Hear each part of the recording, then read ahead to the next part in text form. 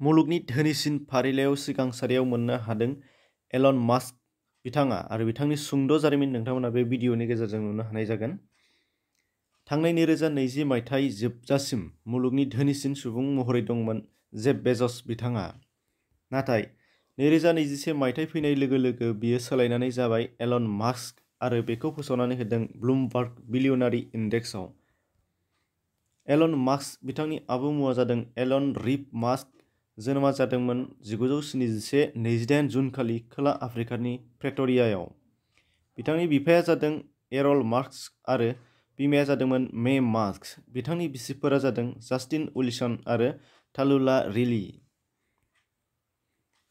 नोंथांमोना नायना लानो हानाय जागोन बिथांमोननि सावगारिखौ। जास्टिन, तालुला, मादार आरो फादार, बेजों लोगोसे एलन।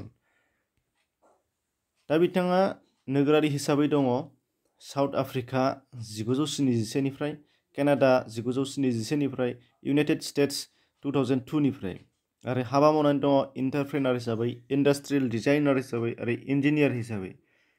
बिथांनि बिमुं आरो बिबानफोरा जादों फाउन्डार, लिड डिजाइनार आरो CEO स्पेस एक्सप्लरेशन टेक्न'लजिज कर्प'रेशन।